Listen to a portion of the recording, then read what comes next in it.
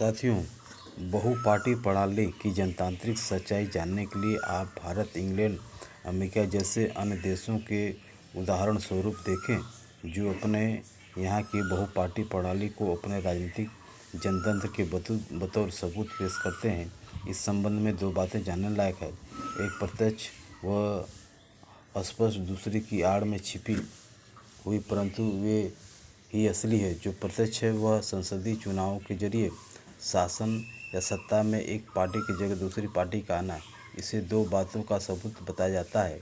एक यह कि आम जनता अपनी मर्जी से सरकार चुनती है, इसमें वह स्वतंत्र है। इसका अर्थ है अपने देश पर राज करने का उसे अपने चुने हुए प्रतिनिधियों द्वारा अधिकार व स्वतंत्रता प्राप्त है। दूसरे यह कि एक पार्टी की जगह दूसरी पार्टी को चुनने का जनता का अधिकार होने के कारण किसी एक पार्टी या संगठन को भ्रष्ट या तानाशाह बनने का मौका नहीं मिलता। जबकि कम्युनिस्ट देशों में, जहां कम्युनिस्ट पार्टी के अलावा किसी दूसरी पार्टी को छूट आज़ादी नहीं होती है, वहां कम्युनिस्ट पार्टी को एक छत्र राज करते तथा तानाशाह व भ्रष्ट बनने का अवसर प्रोत्साहन मिलता है। एक ही पार्टी होने के कारण आम जनता को वहाँ अधिकार स्वतंत्रता नहीं होती है कि कम्युनिस्ट पार्टी की जगह किसी दूसरी पार्टी को चुने। अपनी बहुदलीय प्रणाली को जनतंत्र के सबूत के रूप में पेश करने के लिए पूंजीवाद के पास मोटा मोटी इतनी ही बातें होती है। इसके अलावा जिन्हें वह बताता नहीं, वही दरअसल बताने और जानने लायक है। वह यह है कि यह सवाल कि ऐसे देशों में वसुधा राज कौन करता है। पूंजीवाद के लिखाए पढ़ाए तोता रटत टूटपूजिया बुद्धिजीवियों का इस पर तपाक जवाब है चुनी हुई पार्टी की सरकार। ठीक, तब प्रश्न है, चुनी हुई सरकार किसके लिए, समाज के किस या किन वर्गों के लिए कार्य करती है, किसका या किनका वह भला करती है। दूसरे शब्दों में कहिए तो वह चुनी हुई सरकार समाज के किस या किन वर्गों से प्रभावित होती है। इस पर भी तोता रटन जवाब है, किसका भला।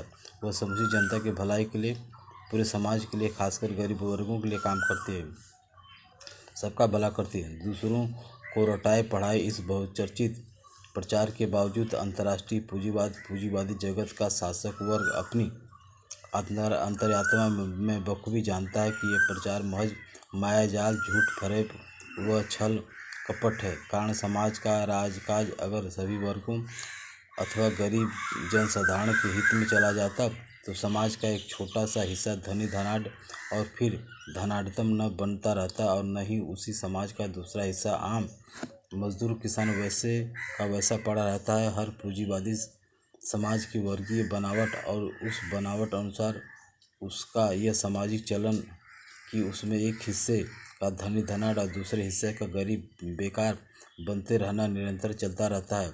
और यह हर चुनावी पार्टी के सरकार के अंतर्गत बिना रोक टोक अनवरत चलता रहता है। सत्ता में पार्टियां बदलती है, परंतु यह सामाजिक चलन बिना रुके चलता रहता है, यही नहीं बदलता।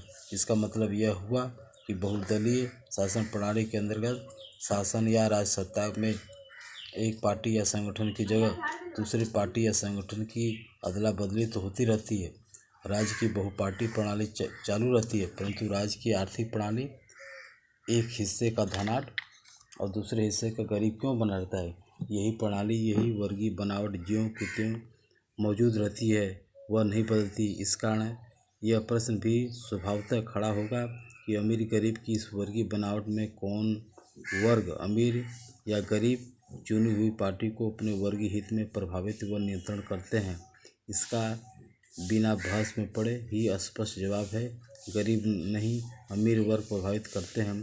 प्रभावित करने का अर्थ आप ही जानते हैं, वह है अपने वर्गीय हित में चुनी हुई सरकार से नीतियाँ योजना बनवाना, उससे अपनी हितोपूर्ति करवाना।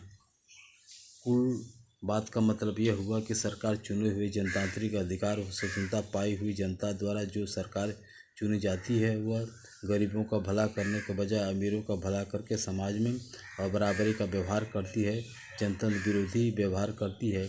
क्योंकि समाज की बनावट स्वयं अबराबर व गैर जनतांत्रिक है, जैसे उनका अमीरों गरीबों में बटा रहना। इसी बंटवारे के कारण वह अमीर वर्गों से प्रभावित होकर गरीबों का भला कभी नहीं करती है। इन बातों को अगर निचोड़ में रखें तो का मतलब यह होगा कि बहुपार्टी प्रणाली के अंतर्गत सरकार का जनता द्वारा चुने जाना। नंबर 2, कभी इस पार्टी को कभी उस पार्टी को चुनने का जनता का अधिकार व स्वतंत्रता का होना।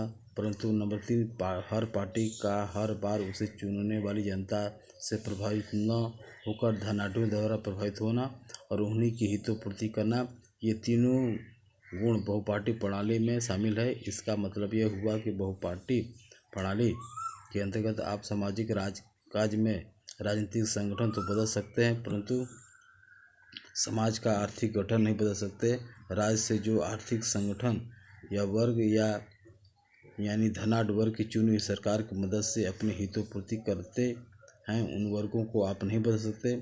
जैसे चुनाव के बाद आप यह नहीं कह सकते कि अमीर वर्गों की जगह गरीब वर्ग चुनी हुई पार्टी की सरकार को प्रभावित करके राज्य से अपनी हितोपूर्ति करवाए। राज्य में अमीर वर्गों के बजाय गरीब वर्गों का प्रभाव हो। कहने का तात्पर्य है कि चुनाव के द्वारा आप राज्य या सरकार में एक राजनीतिक संगठन की जगह दूसरा राजनीतिक संगठन तो बदल सकते हैं, परंतु एक आर्थिक संगठन या वर्ग की जगह दूसरा आर्थिक संगठन या वर्ग नहीं ला सकते। दूसरे शब्दों में शासक पार्टी तो आप बदल सकते हैं, परंतु शासक वर्ग नहीं बदल सकते। अमीर वर्ग की जगह गरीब वर्ग शासक नहीं बन सकते। इसी से दूसरी बात भी निकलती है, अगर आप किसी भी शासक पार्टी या शासक वर्ग में तुलना करके देखें कि दोनों में असली शासक कौन है, कौन राजनीतिक पार्टी शासक है या पूंजीवादी वर्ग शासक है, तो सबके सामने प्रत्यक्ष दिखाई देने में तो राजनीतिक पार्टियां ही शासक रहेंगे, परंतु असली शासक धनाढ्य वर्ग जो अप्रत्यक्ष व छुपा रहता है, न कि शासक पार्टी। कारण 2, एक जैसा पहले बताया गया, हर शासक पार्टी उसी वर्ग या समाज के तमाम वर्गों में से धनाढ्य वर्ग का ही हित स्वार्थ पूरा करती है। इसका यह अर्थ हुआ कि इसी वर्ग के स्वार्थ तमाम वर्गों के स्वार्थ के ऊपर शासन करते हैं और वे चुनी हुई पार्टियों के ऊपर शासन करते हैं। दूसरे शासक पार्टियों आप देख सकते हैं एक के बाद एक बदलती रहती हैं। कई पार्टियों को तो वैसे ही राजनीतिक दलों दृष्टि से खत्म हो जाती है, उनका अस्तित्व ही नहीं रहता है। इससे यूँ कहिए कि कोई राजनीतिक पार्टी तभी शासक पार्टी बनती है जब वह शासन या सरकार में आती है, परंतु पूंजीपति वर्ग न तो कभी खत्म होता है और न ही बतौर शासक वर्ग उसका अस्तित्व खत्म होता है, वह शासक वर्ग के रूप में हमेशा मौजूद रहता है। इन दोनों बातों से तीसरी बात निकलती है, किसी शासक पार्टी का बतौर शासक अपना कोई अस्तित्व नहीं रहता, वह समाज महज पूंजीपति वर्ग के प्रतिनिधि के रूप में शासन करती है, तभी शासक पार्टी बनती है।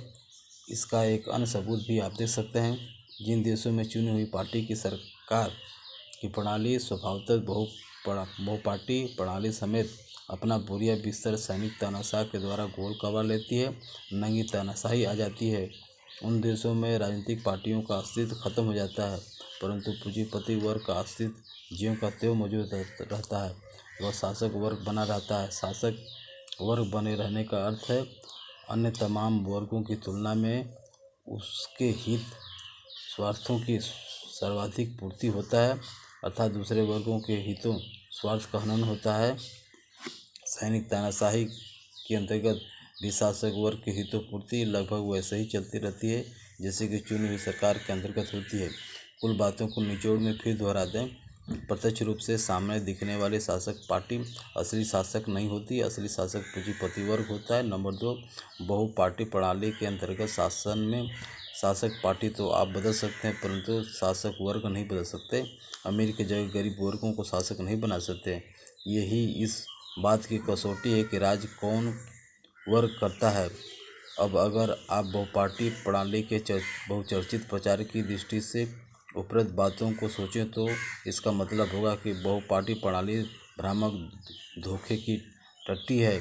एक तो यह छिपाने के लिए कि असली शासक कौन है, दूसरे यह छिपाने के लिए कि असली शासक चुनाव प्रणाली द्वारा कभी नहीं बदलता है। यह धोखेधड़ी, यह बहुपार्टी प्रणाली का मायाजाल वसुधरा पूंजीपति वर्ग की वर्गीय मजबूरियों का प्रतिफल है। वह दूसरों का शोषण करता है और शोषण से धनाढ्य बनता है। और शोषण करने और धनाढ्य बनने के लिए उसे राज्य की नीतियों, योजनाओं व अन्य प्रकार के सहायताओं की आवश्यकता होती है। इसके लिए उसे शासन तंत्र का सहयोग चाहिए, परंतु ये तीनों काम वह खुलकर प्रत्यक्ष नहीं कर सकता। न ही शोषण करने का, न ही उस कारण धनाढ्य बनने का, और न ही धनाढ्य बन के खुद प्रत्यक्ष शासन बनने का। इसलिए वह स्वयं प्रत्यक्ष शासक नहीं बनता, दूसरों के द्वारा जैसे चुनी हुई पार्टी या सैनिक तानाशाह द्वारा शासन करता है, उसी से अपने हितों की पूर्ति करवाता है।